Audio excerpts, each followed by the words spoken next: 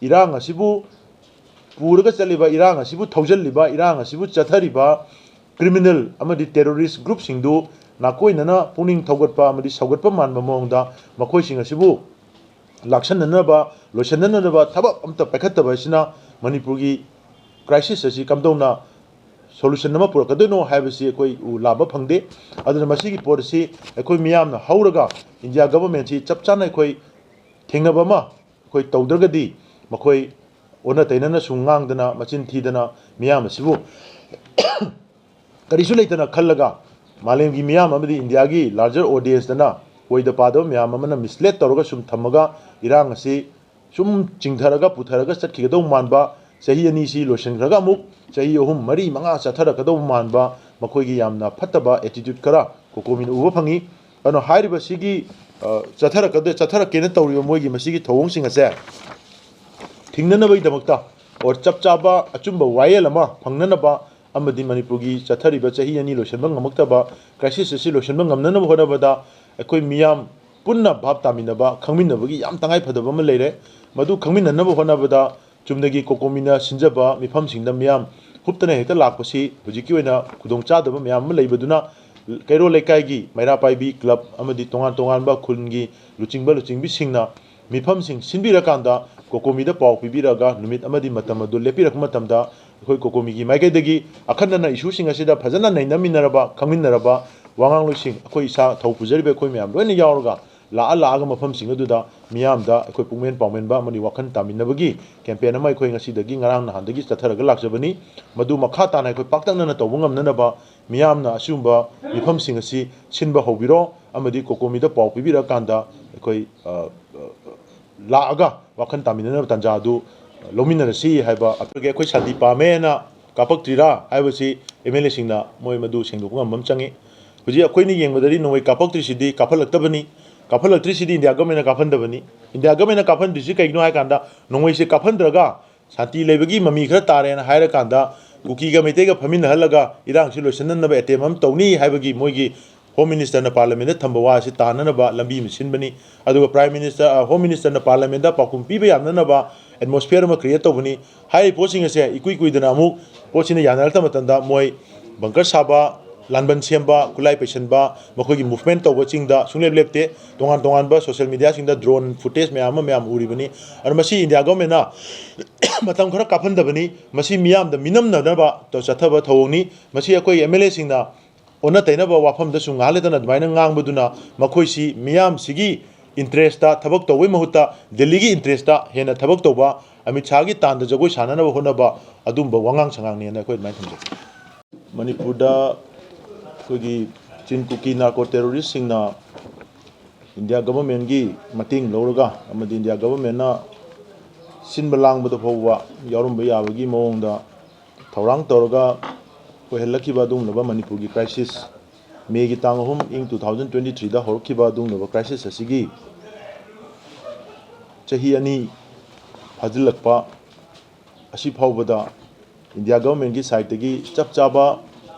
masak thokpa thaba ama bhobwa tawdana leirakpa amadi manipur miyamna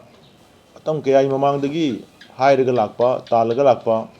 irang asi loinanabagi honarakpada tangai phadana singai si gi thabak singai si tawgadabani haidana miyamna india government da hairaga lauraga lakiba sing asi bhawda thabam to onthoktana leirakpa aduna maram oiraga hojik chahi ani mapung phajilakadore adu hairiba chahi ni mapung pharamdai yam naksalakpa mikup asida amuk haukiba kogi parliament session da india gi union home minister crisis asigi khwaidigi achouba responsibility puriba in charge oiriba union home minister na yamna aranba mawongda manipur da thoibi irang si mitei kuki khakta kogi hana sunabagi irang ni masi terrorism ga mari lenade masi atei dharma ga religion ga mari lenade haidana yamna laina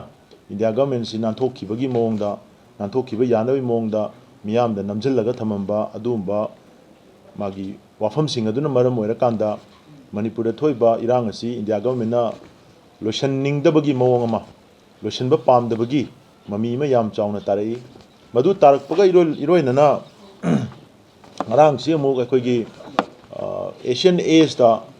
Phong पाव सिंगदा मुक अखोगी तोंगान तोंगान बे India की अखोगी मोई reporter सिंगना पीबा report तो Young मतमदा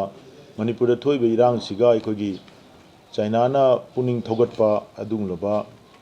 insurgent group सिंगी खुद यावी हाइबगी मोंगदा मु इसलकपसिना मियाम दे याम चावना चममना हनबा सोम नाकंदा ऑलरेडी मणिपुर मियामना जियोपॉलिटिक्स की एस्पेक्ट बर्मा दा म्यांमार दा थोइबा इरांग असिना असिगी एस्पेक्ट काउंटर इंसर्जेंसी की एस्पेक्ट प्रॉक्सी वार की एस्पेक्ट कुकी खुलाई पाइबा सिंग मरोना फॉरेन मर्सिनरीज मैम इंडिया मनुंग पुसलगा इंडिया गवर्नमेंट केम हांगलगा योगा थमगिबगी एस्पेक्ट सी मैम सी लोइना थैदोखरगा तोंगानबा मायोना मदम पुननब होनरिबसी ख्वाइदगी लाइबक थीबनी अदु मणिपुर की मिचम मियामदी इरांग असी लोइसन हनिंगबना खरो खरो खोतना तुम्बा चाबा भामेन तादना मियाम सिना अवा मसा खांगनरब मतमसिदा इरांग असी लोइसनननबगी थबक अमता पाइखलक्तबा अमदी मियामदा चममनरगा लेरिबसिंग असी अखोय मसेन भाप तामिनबा अखोय मसेन वाखल तामिनरकांदा चप चाबा वाखल मिडियंग अमदा पुन्न लेमिनबा ngamnanaba होनरकपगी सरुक अमा ओइना अखोय कोकोमिना हौकिबा नुमित खरनी सिदा मणिपुर की मफम कयादा चतना अखोय मियामगी ओइबा मिफम मयाम अमा मथंग मथंग मीडिया यावबा अमदी यावदबा मिफम मयाम अमा पांथोकमिनरकांदा थोइबा वाथोक लांथोक असिगी मचंग ओइबा अमदी मरु ओइबा वाफम सिंग असी ताना तिनबगी थबा अमा हजि अखोय कन्न चथजरी अरो हाई रिपोर्ट सिंग असी चुमनगी अखोय क्लोज डोर ओइना कैमरा मीटिंग ओइना लोकल एरिया दा कन्फाइन तौरगा तौरमबसी इंडिया गवर्नमेंट की साइड तगी हजि फावदा चप चाबा मसिगी मसक थोकपा थबा अमता पाइखलक्तबसिना मरम ओइरकांदा अखोय मणिपुर मियामना पाक्तकनना इशू असी खंगबा ngamnanaba होनरकपदा लमलमदा अखोयगी लेबिरिबा कैरो लेकायगी अखोयगी लुचिंगबा लुचिंबिसिंग क्लब की लुचिंगबा लुचिंबिसिंग मैरा पाइबीगी लुचिंगबा लुचिंबिसिंग तोंगान तोंगानबा लमदा लेरिबा तोंगान तोंगानबा डिस्ट्रिक्ट लेबिरिबा इचिनाव मयामना अखोय हयेंदगी हौरगा लाकदोरिबा अप्रैल की तांग 30 फावबसिगी मनुंगदा इसा इसागी कैरो लेकायना कोनबा मफमसिंग इसा इसाना कोनलिबा एरिया सिंग अदुदा मियाम मफमसिंग पांथोकपिरकांदा मास अवेयरनेस कैंपेन मफुंग ओइना अखोय लेपाक मियाम की मिफम मरु ओइना मणिपुर दा थोइबा क्राइसिस असिगी अचुम्बा वायल अमदी मसिगी वारोइसिन अमा पुरकननब होनबदा मियाम की मिफम पांथोकपा हाइदना अखोयगी अदुंगलबा mass awareness campaign on 2 years of Manipur crisis हाइबा सिगी टॉपिक असिगी सिगी थीम असिगी मखादा लेकाय लेकाय सिंगना मिफम असी अप्रैल की तांग 10 फावबदा हयेंदगी हौरगा सिनबियु हाइबा वफम असी कोकोमी साइटगी लेबा मियामदा अपील तौजरी हाइबा सिनबिगदोरिबा मिफम असिदा लेकाय लेकायना थौरांग तौरगा लेकायगी मियाम पुथोकपिरगा फंबिबा मीटिंग पांथोकपिबा अदु मिफम अदुदा वांगांगलोय ओइना अखोय कोकोमीगी खंगतचरबा वांगांगलोय 15 अमदी तोंगान तोंगान लेबा असिगी मसक नाइबा मियोइसिंग खंगतचरकांदा मीटिंग मफम खुदिमक्ता अखोय वांगांगलोय अनिहुम थारक्तुना थोइबा इरांग असिगी मचंग ओइबा मरु ओइबा खुदम चांगदम यावना खेनिंगाय लेत्रबा चेनबा यारोयदबा वाफमसिंग अदुदा इंडिया गवर्नमेंट सी इरांग असिदा कमाइना चेनै मोइना लौगदबा थौदांगना करिनो मोइगी तौबम थोगा थबकना करिनो तौबना तौरीना करिनो तौरोयदबना करिनो हाइबसिंग असि अखोय पुन्ना खंगमिनरकांदा हाइब पोतसिंग असि सही अनि सि फाबा फाजिलकपगा लोइनना मियामगी ओइबा चप चाबा अपुनबा फिरेब अमा लहोबो ngamnanaba अखोय होनमिनबगी तंगाय फदबा लೈ मदु नतबा तारगदी इरांग असि करम कांदा लोइसलकदोइनो ना अखोय मसेन सुम हाइनरगा कमायना तौदोइनो ना हाइनरगा अखोय सि सुम ngaयरगा लेरगा इंडिया गवर्नमेंट पुनिंग ममाइगैदा होना तैनना ओइदा पादब म्याम सुम पंगांग ngangaga पुरगा चटपसे मसिना अखोय मियामगी तंगदु लेताबा अमदी इंग तप्पा निंग तंबा अदु हंजिलकपा ngamgani हाइबगी थाजबसी कोकोमीगी मफमदा सुनै लेत्रे हौजी फावबदा इंडिया गवर्नमेंट तौफम थोपा खरा वाफम खरा पंजरबदा हौजी फावबदा India government Manipur president rule थमखरबा मतुंग असी फावबदा रूल ऑफ लॉ हाइबदी लेबा असिदा लेंगाक लोन अमा लेबगी लेंगाक अदुगी चन्ना कांगलोन सिंग मियामदा चलहनबा ngamdaba मदुना मरम ओइरकांदा चिंग अमदी अतोप अतोप चिंगी जगह सिंगसिदा तौनिंग तौनिंगबा पंगतौदा तौबा खुलाई पाइबा पाइदबा लंबी थिंगबा लम थिंगबा थटपा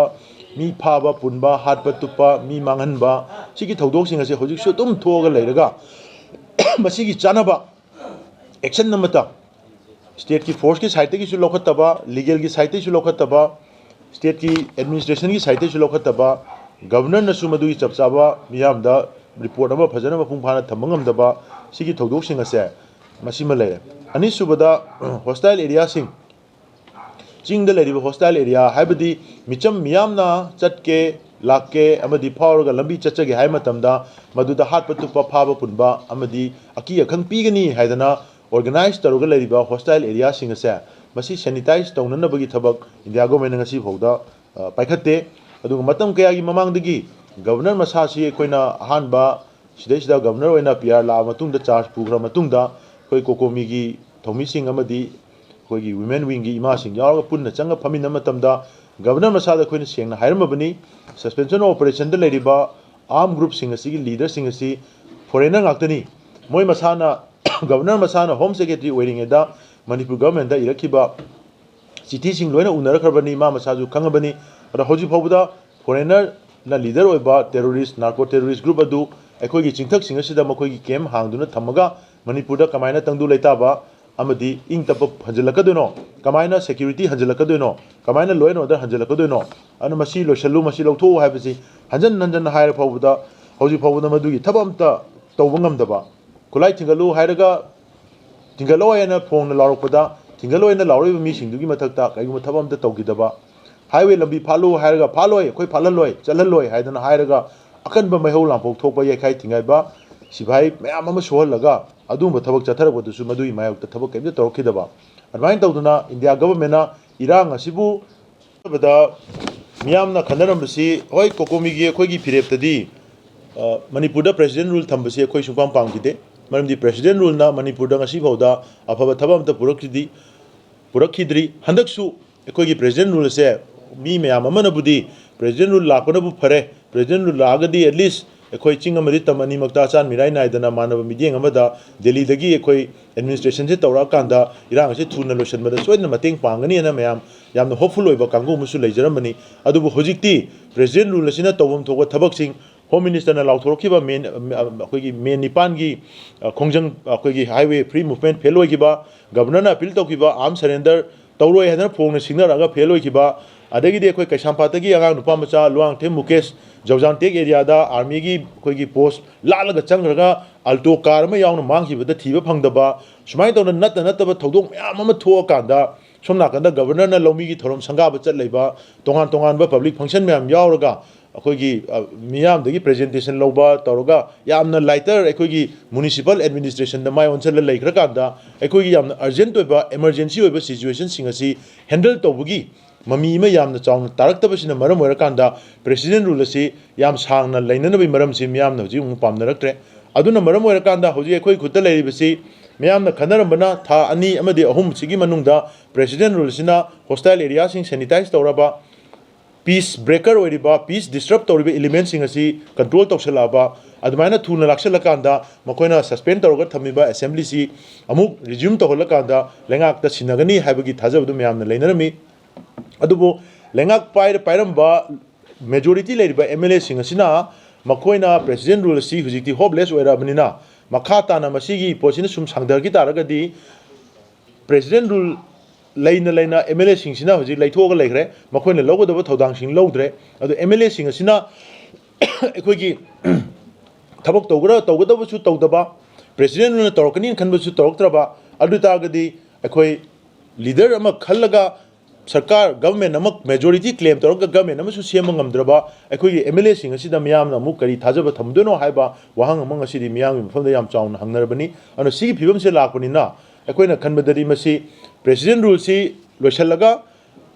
लैरिबा एमएलए सिंग असिना अथुबदा लेंगा क्लेम तौरगा लेंगा सेमगा इरांग सि लोइसनबा होनबा मा मदु ngमोइदबो ओइरगना मोइ मसा मसाना डिजोल्व तौथोखरगा मोइ मसा मसाना रिजाइन तौथोगा लेंगाक सि लोइसलगा प्रेसिडेंट रूल सि था तरुकी मनुंगदा अखोइ